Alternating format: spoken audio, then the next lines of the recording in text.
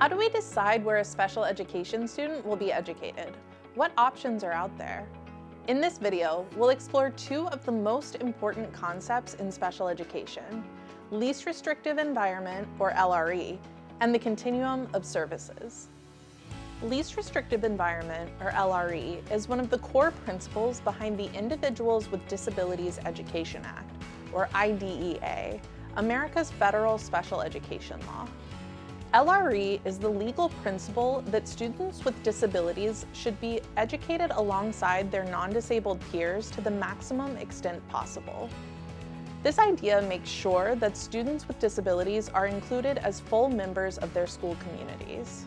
For LRE to work, the law requires local education agencies, or LEAs, this refers to DC public schools and DC public charter schools, to offer a full continuum of services.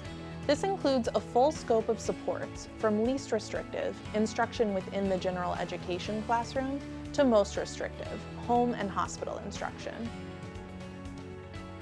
The basic settings along the continuum are: inside of general education, students receive specialized instruction, accommodations, modifications, co-teaching, etc.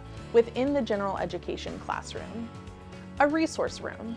Students receive specialized instruction outside of the general education classroom for part of the day, for example, attending a small group math class. A self-contained classroom. Students receive specialized instruction outside of the general education classroom for the entire day, for example, a small class of students with similar disabilities or needs. A separate school. Students receive specialized instruction by attending a school specifically for students with disabilities.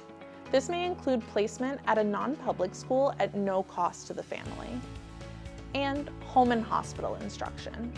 Students receive specialized instruction outside of the school setting at home or in the hospital.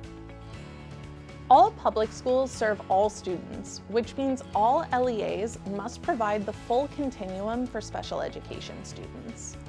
Schools may provide these services within their own programming.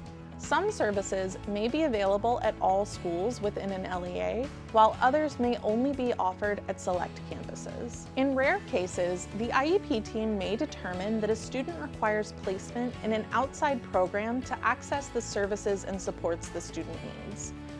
Placement outside the LEA may include a specialized school or residential facility. The LEA and the parent would work with the Office of the State Superintendent of Education to find a program that fits the student's needs, to be provided at no cost to the parent. A student may move back and forth along the continuum of services throughout their educational career.